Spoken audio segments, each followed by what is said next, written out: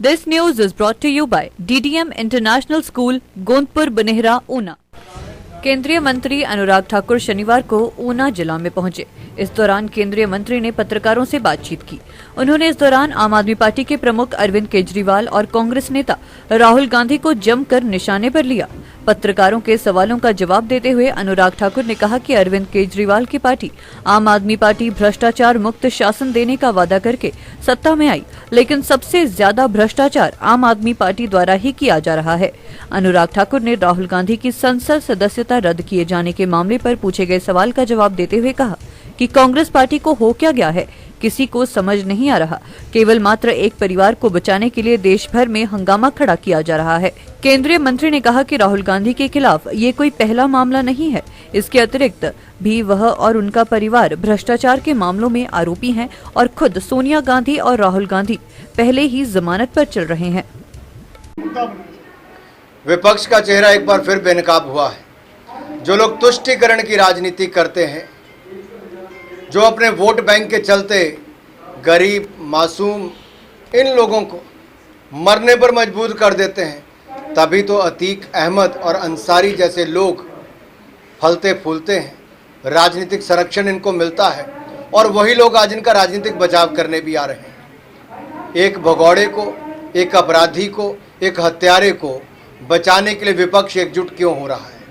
यह सवाल विपक्ष की मानसिकता पर खड़ा करता है कि क्या तुष्टीकरण विपक्ष को इतना नीचे गिरा देता है कि वो अपराधियों के बचाव में भी आगे उतर कर आते हैं। जब ये गरीब की या व्यापारी की या आम जनमानस की हत्याएं करते थे, वसूली करते थे, तब इन्हीं की सरकारें वहाँ पर होती थी और ये अपराधी पनपते थे, फलते फूलते थे और इनकी दहशत इतनी होती थी कि जज तक मुकदमे सुनने के लिए तैयार नहीं होते थे, पुलिस वाले कार्रवाई के लिए तैयार नहीं होते थे और विपक्षी दल के यही नेता इन अपराधियों के घरों में चाय नाश्ता करने जाते थे। अंतर भारतीय जनता पार्टी में इतना ही है कि यहाँ पर पुलिस ने अपना काम किया है और जिन लोगों ने कानून को हाथ में लिया था, कानून ने अपनी ताकत उसको दिखाने का काम किया है। यहाँ पर पुलिस कार्रवाई को जहाँ स्वागत करना चाहिए था, वहाँ विपक्ष लामबंद हुआ है अपराधियों के साथ।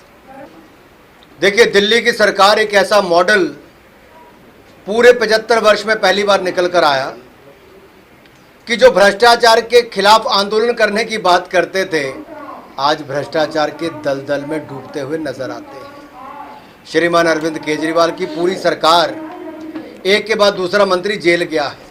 स्वास्थ्य मंत्री से लेके शराब मंत्री से लेके बाकियों तक, विधायकों से लेके पार्षद तक जेल में है और ये दुनिया को ज्ञान बांटते फिरते हैं।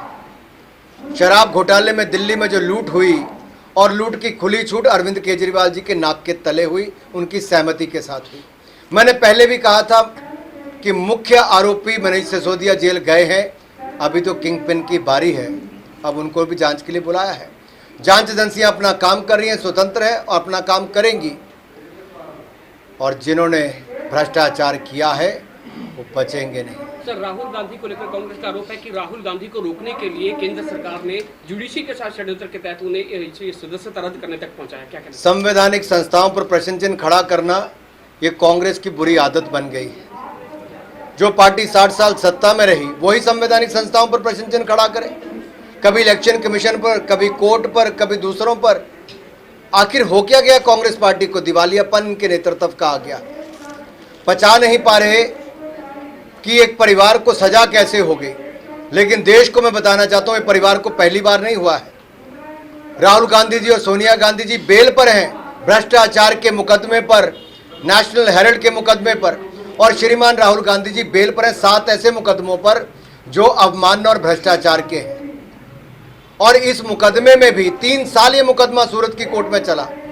राहुल गांधी जी ने पिछड़े समाज से माफी नहीं मांगी, अपना अहंकार दिखाने का काम किया है और जब कोर्ट ने बार बार मौका दिया उसके बावजूद नहीं माने तो कोर्ट ने दंड दिया कि सुप्रीम कोर्ट ने 2018 में आपको वार्निंग दी थी और श्रीमान राहुल गांधी ने लिखित रूप में उस समय माफी मांगी थी। जो आज कहते हैं ना कि गांधी माफी नहीं मांगता, उस समय मांगी थी और उन्होंने तो मांगी ही। पंडित नेहरू ने नाभा जेल में रहते हुए माफी मांगी थी, तब जाकर वो वहां से तड़ी पारी से बाहर निकलकर उनको छूट मिली थी, उनके लिखा हुआ है। मैं फिर राहुल गांधी जी पर आना चाहता हूं कि राहुल गांधी जी, जब आपको 2 साल की सजा सुनाई गई, आप अयोग्य उस समय घोषित हो गए थे। आपको कोर्ट जाना चाहिए था, आप नहीं गए। आपको पिछड़े समाज से माफी मांगनी चाहिए थी, आपने नहीं मांगी है। अब यह अहंकार किस बात का? दिव्य हिमाचल टीवी के लिए ऊना से मुनिंदर अरोड़ा की रिपोर्ट।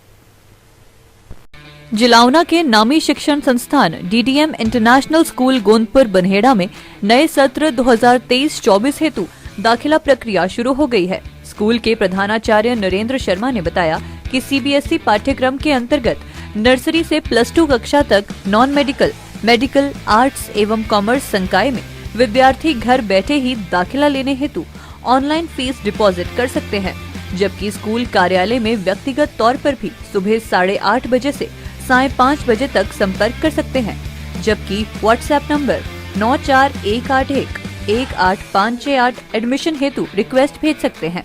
नरेंद्र शर्मा ने बताया कि स्कूल में अत्याधुनिक इंफ्रास्ट्रक्चर, स्मार्ट क्लासरूम्स के अलावा अत्याधुनिक फिजिक्स, केमिस्ट्री एवं बायोलॉजी लैब्स की साथ ई लाइब्रेरी और योग्य एवं अनुभवी अध्यापकों के माध्यम से विद्यार्थियों के हुनर को तराशा जा रहा है। इसके अलावा स्पोकन इंग्लिश एवं गुणवत्ता आधारित शिक्षा पर बल दिया जा रहा है, ताकि ग्रामीण क्षेत्र के विद्यार्थी शहरी क्षेत्र के विद्यार्थियों का मुकाबला कर सकें। जबकि ई लाइब्रेरी, ट्रांसपोर्ट फैसिलिटी और आउटडोर गेम्स एवं सांस्कृतिक गतिविधियों की सुविधा विद्यार्थियों के संपूर्ण व्यक्तित्व विकास में सहायक बन रही हैं। साथ ही आर्थिक रूप से गरीब विद्यार्थियों हेतु फीस पर डिस्काउंट की सुविधा भी उपलब्ध है।